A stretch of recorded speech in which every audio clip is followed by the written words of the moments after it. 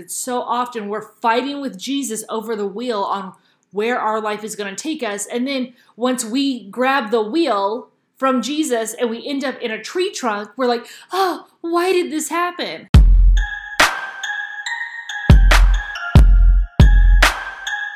Hey fam, it's Rachel. Today on Crack Your Bible, we are going to be going through Genesis 13, and we are just going to be talking about how so often we see things from like just this world, and we want to make everything just work perfectly. We want it to make sense because it's scary if we don't know what's going on. We can't help ourselves but try to make things make sense to us in the here and now. And so often when that happens, we get in God's way, and then all of a sudden we're like, why are all these bad things happening to me? And it's like, well, if you had listened to God in the first place, you wouldn't be experiencing these trials and these tribulations. And nowhere else is it better seen than in the story of Abram. Now, before we get started, make sure you hit subscribe with the bell with the parentheses so you're notified of a new gospel message. Because, of course, Satan and YouTube and Google, they're one and the same, but they do not want you to know the gospel, so they will never notify you of a new gospel message unless you hit subscribe with the bell, with the parentheses. So let's get started. I have filmed this like 5 times, and I'm just not feeling it. I was like in the middle of editing, and I was like, I am so bored. If I can't sit through editing this, nobody's gonna want to watch this.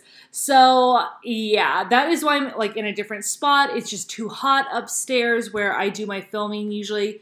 I'm just melting. So I'm just here. I don't have my studio lights or anything, so that's why the quality is not as good. But before we even jump in, I am putting this video up on Friday just so I catch everybody who usually checks in on Friday. I'm thinking about doing longer videos on Tuesday and Thursday because so many people have been like, please do longer videos. And I can talk all day, but if I'm going to do longer videos, that takes a significantly longer time in editing, and I just can't do it on Monday, Wednesday, and Friday. So I'm thinking about just doing Tuesday and Thursday. So if you want longer videos on Tuesdays and Thursdays, let me know down in the comments below. Usually my short videos are, I try to keep them around 12 minutes, but if you guys want longer, I can do longer. I just have to do them less frequently.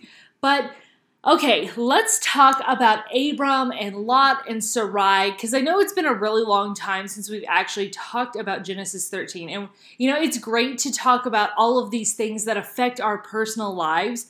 But at the same time, if we don't know the Bible, we can't draw upon these things for when we're in trouble. Like, you have to know the Bible. And I've noticed my series that are always about sex and demons and witches, those get lots of views, but when it comes to like the truths of the Bible or like going through the Bible chronologically, those don't have very many views. And it's like, if you want the things that are about like your life here and now, if you want those things to go well, you gotta know this stuff too. This is like the foundational stuff. And we see that so many times in our lives, heartache could be avoided if we just learned from other people's mistakes. We don't have to make the mistakes ourselves. We can learn from other people's mistakes. And throughout the Bible, everybody is messed up. Everybody is making mistakes. And these are real people. These things actually happened. So why waste what little time that we have here on earth making mistakes that have already been made? And when it comes to Abram, he makes a mistake that I see made over and over and over today in the Christian community. And that is, when God tells you to do something, we try to edit it. We try to make it make sense in this here and now because we just want things to be okay. We want to feel in control. And the thing is we're not in control. We are the vessel that God uses to make his will known. We're not the one controlling the strings. It's so often we're fighting with Jesus over the wheel on where our life is going to take us. And then once we grab the wheel from Jesus and we end up in a tree trunk, we're like, oh, why did this happen? I don't know. Maybe it's because you were wrestling with Jesus over the wheel. Like, who do you want driving? Do you want to drive or do you want to fight Jesus? And then when you end up in a ditch, you're upset. Why did Jesus let this happen? I don't know. Maybe you should stop fighting Jesus over the wheel while he's trying to drive. Just a thought. But, so often people, they can't let go of the control. And that is something that we have to learn as Christians, is to just let go and trust that God is going to do the things that he tells us he's going to do. And this is so hard for people, but you know what? It's even harder for people like Abram because he's business-minded. He's smart. He's amassed all of this wealth. And if you haven't checked out Genesis 13, because I know it's been a while, check out the playlist right up here. These videos do build upon each other like every video in a series that I have. So please watch a series together so that you understand and it answers your questions and your concerns ahead of time. So that playlist will be up here and, of course, in the description box below. But we know that Abram, he is so used to calling the shots, and it surprises him when other people come upon him who have a higher standing than him, and he gets in way over his head. But you know who has the highest standing? It's God. And when Abram is always trying to plot and scheme and all this other stuff, he ends up in a worse off position than if he had just obeyed God the first time. And that's something that I want you guys to do too. If God tells you to do something, I want you to do it when he tells you to do it, the way he told you to do it. Because if you don't, it's no different than you wrestling over the wheel while Jesus is trying to drive. And you know that that is incredibly dangerous. And then you have no right to say, Jesus, why did you let this happen? Why are these bad things happening? Because you are trying to take control in a moving vehicle that already has a driver. So do you want to drive? Do you want to guide your path? Do you know where you're going? Or do you want to just let Jesus have at it? So with Abram, you know, back in Genesis chapter 12, you can check out that playlist right up here. It's so bright. God says, Abram, I want you to leave your people, your country, and your father's household and go to the land that I'm showing you. And this is a big deal. This is huge. Huge. Because it's not just like, oh, let me pack up my apartment in my Toyota Tercel and have a little tiny U-Haul on the back. No, this is packing up a corporation of people. He's wealthy. He's rich. We talked about how wealthy Terah was, his father. So he's leaving behind a lot of stuff, which takes a lot of faith. Like, all credit to Abram. That takes some crazy faith that most people, they don't have. I'm not even going to say that I have that kind of faith. But Abram, he has crazy faith. But no matter how crazy your faith is, if you don't obey God, there's going to be consequences. Not because God doesn't love you, not because God is mad at you and he's mean, but because A plus B equals C. And if you don't do A plus B equals C, you will never get the outcome that God intended for you. Because we live in a fallen world and bad things happen in fallen worlds. That is just part of living in this life. So we want to follow the things that God tells us to do. But Abram, as much faith as he has, he still disobeys God. Because does he leave his whole family behind? No, he brings Lot.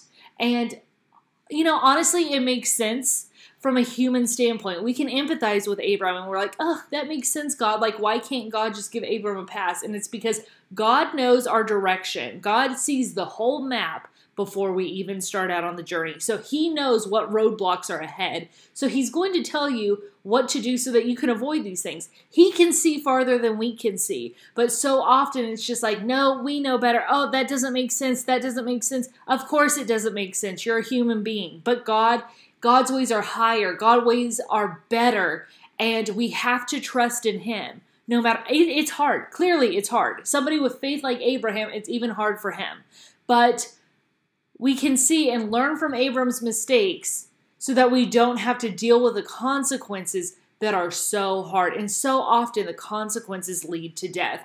And remember, Abram, he sets out from the east and he moves westward. This is symbolic. Whenever you see somebody moving from east to west or west to east, it's symbolic of coming closer to God. When you go from east to west, you're coming closer to God. Whenever you're coming towards Jerusalem in the Bible, it's symbolic of coming closer to God. But when you move eastward, like in the Garden of Eden, they moved eastward, you're getting farther away from God. It's symbolic. And we see that Abram, he picks up, moves. He lost his oldest brother. He lost his dad. But we see that he's growing in faith, coming closer to God. But at the same time, he's still a human being. He still has a sin nature, and he doesn't fully obey God. He picks up and he brings his nephew Lot with him. And, you know, these people were real. These people didn't live in a vacuum. And you could only imagine the kind of conversations that he was having with his advisors. You know, if something happens to you, Abram, you're getting older, you need to bring somebody with you to take over the business. Who's going to be your heir? Who's going to be your successor? If anything happens to you, you don't have a child with Sarai. Sarai's getting older. What are you going to do? If something happens to Sarai, who's going to be her legal guardian to take care of her if something happens to you? We know that these conversations take place because Abram was a human being. If he's wealthy, if he's a businessman, of course these conversations are going to take place. Why wouldn't they? You think people didn't have like codes of law back then? Of course they did. Hammurabi, they had the code of law already in existence. So we know, even though the Bible doesn't explicitly state that, just from being a human being, people don't change. We know that they would have talked about these things, you know, like, what are your plans? So Abram, listening to everybody else and being without a kid for himself, he's like, hey, let me bring my nephew Lot with me. He's already lost his dad. He's already left his older brother. So, like, this is all that I have. And he leaves one of his brothers back in Haran, and he sets out to go to the land that God shows him, back in Genesis 12.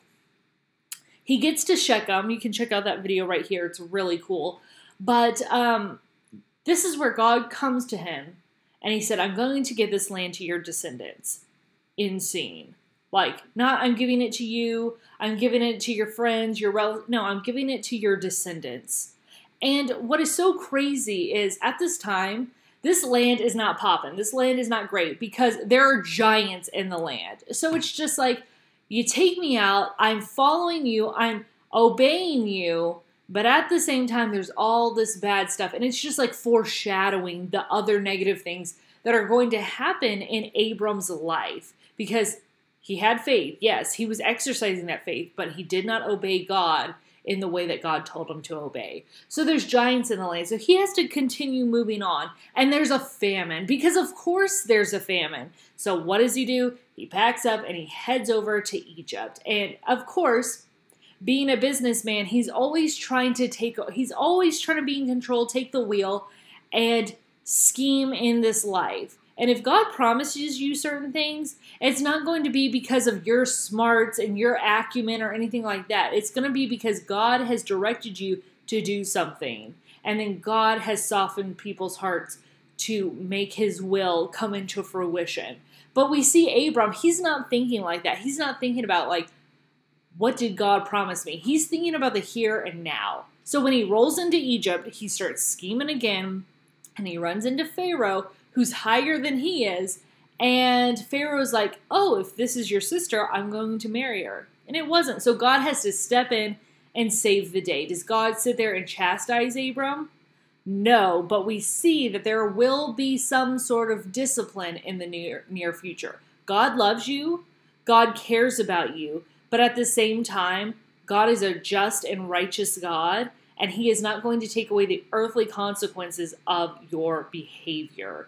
So be aware of that. That is a serious issue. So what happens with Abram and Lot? If God's not going to take away these consequences, what happens? Well, we see that Pharaoh kicks out Abram, Lot, and Sarai. And we don't even know if this famine's over. Could you imagine? You have all these animals, you have all of these people, and the king, the Pharaoh of the place that you've just been, you've been posted up in, he's like, get out. Take all your stuff and leave. Where are you going to go? You have all these other people.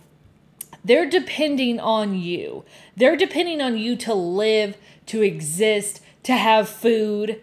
And you've really messed this one up because you're so busy trying to scheme and make things work out for your good here in the here and now, instead of just trusting in God. When you trust in yourself to scheme and network and do all of these things, when God is the one who has already plotted your course, you're going to run into trouble. So you could only imagine just the immense stress that is on Abram's back. Like, what am I going to do? where am I going to go? Because even if there's no longer a famine, it takes time for the land to replenish, things to start growing, and there's other people living in the land. There's still giants living in the land. These things didn't just magically disappear because they posted up in Egypt for a couple years. So it's just like, what am I gonna do? What am I gonna do? You can just imagine how stressful this situation would be. And we see that, of course, because of this famine, the land can't support both Abram and Lot. They have so much stuff, and then compounded with the fact that, hey, this land just came out of a famine, there's not enough land for everybody to go around. Did God see this ahead of time? Yeah, God saw that ahead of time. Would he have had this problem in the first place if he had just listened to God and left Lot behind? No, he would not have. There would have been ample food for his people and his animals, and everything would have been great. But again, everybody else is trying to scheme in this life, take the wheel from Jesus. Oh, this makes sense. Or I just don't understand how this is going to work. Yeah, because you're a human being. Yeah, we get it. We know that you don't understand how it's going to work.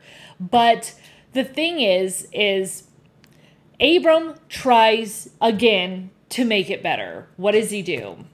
He says, I know you're angry, Lot. I know you're upset, but don't let there be this strife between you and me. If you go left, I'll go right. If you go right, I'll go left. Take whatever land that you see. Does anybody say to Lot, you know what? I want you to have this. Or, oh, pick out what's good for you. No, Lot, he has come out of Egypt. He sees the riches, he sees the wealth, and after coming out of a famine, he's like, I want that one, that way over here, I want that one, because this Jordan Plain looks good to me. It's good for me. It works in this world for me. Could you imagine coming out of a famine, you bring this family member along, and it's just because you love him, you care about him, you want to do right by him, and then you want him to become your successor. And what does he do? When you are at your lowest low, there's an argument. What's he do? He takes the best for himself and peace out. Bye, Abram. See you on the flip side. Now he goes and runs off to go live this great life where the land is like Egypt, where it's plentiful and things are beautiful and it's good for farming and food. And it's just like, as much as Abram has screwed up, I can see how dejected he would feel. Like, that has got to hurt, because no matter how much money you have, no matter how many business associates you have, Abram is lonely. And you can't discount that. You can't just be like, well, he's rich, so it doesn't matter. And I see this attitude a lot, especially online today, where if anybody who is wealthy has a problem, it's just like, well, who cares? Like, they're rich, so I don't have any empathy for that person. And that's a really bad attitude to have, because we are going to have to witness to kings and rulers and people who are wealthy. And we have to be empathetic towards them instead of letting the jealousy and the covetousness that's in our own hearts prevent us from sharing the gospel with others. So I want people to be able to empathize with people, even if they have a better life than them. Because does it matter that Abram has wealth? Does that change the fact that when it comes down to it, all he has is Sarai? That's it. That's the only person he has now, because Lot has left. And he has all of this responsibility on his plate. He has all these people that he's responsible for, and they're animals too. And it's just like, what am I gonna do now? I feel bad for Abram.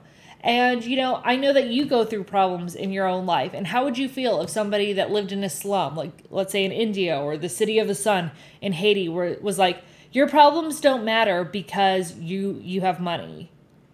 You would be like, that's, number one, obnoxious. And number two, like, those two things are not even related. There's no correlation between my feelings and my happiness and how much supposed wealth that I have in comparison to another person. Because hurt feelings cannot be fixed with money. People can do things that are going to hurt you.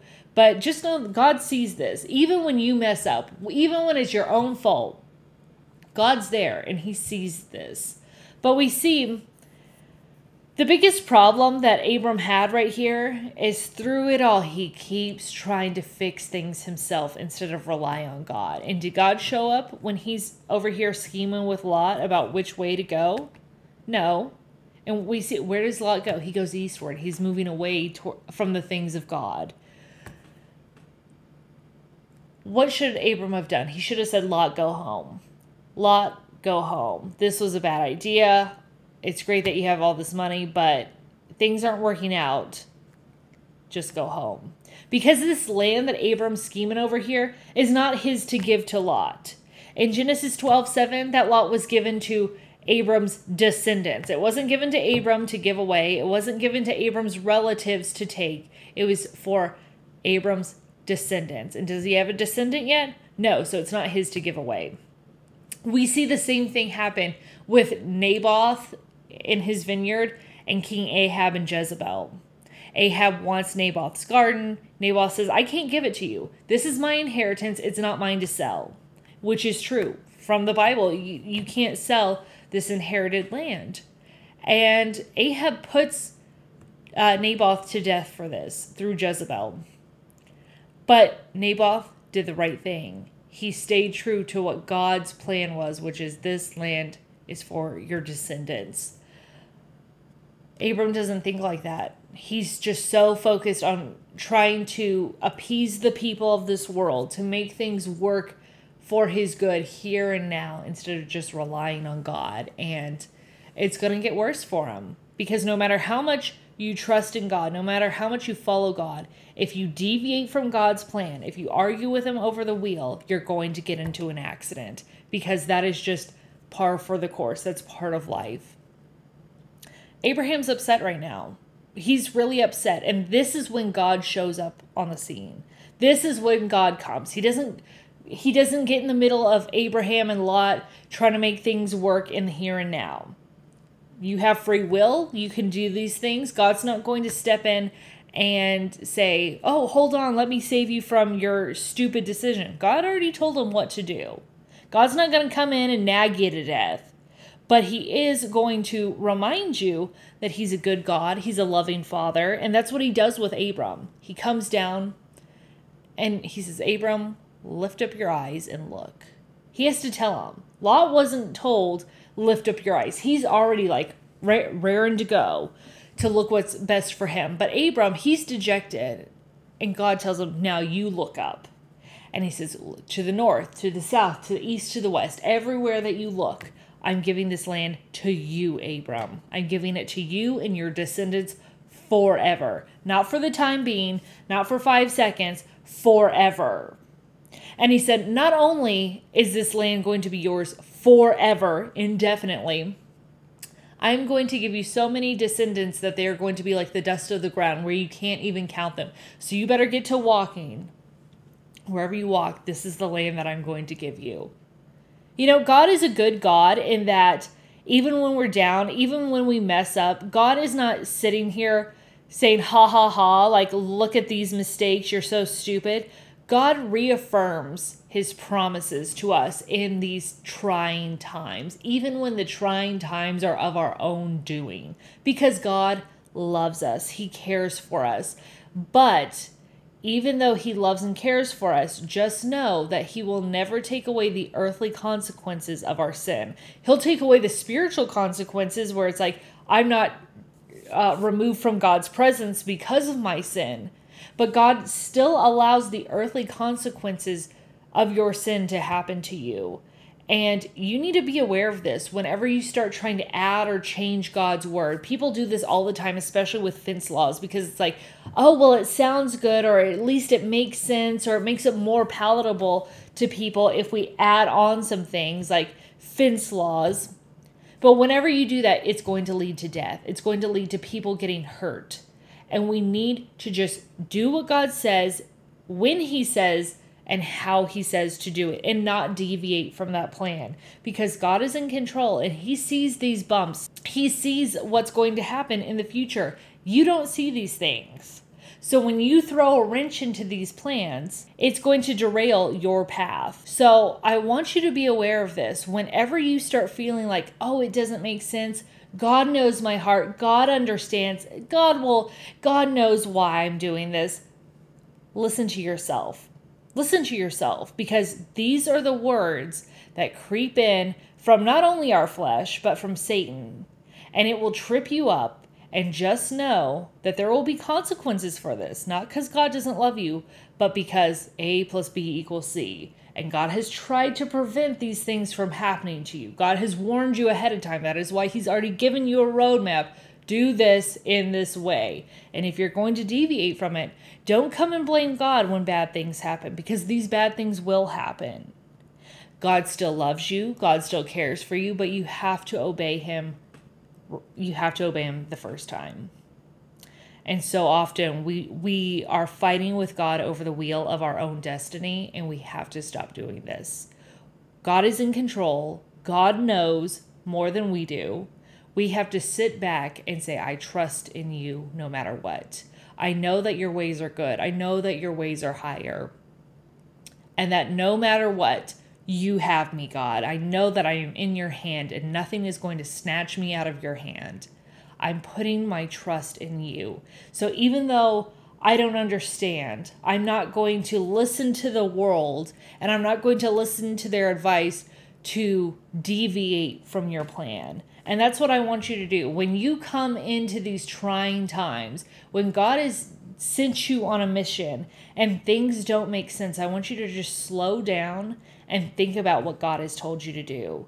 Where are you deviating from his path? Where are you deviating from his plan? And if you're doing that, stop.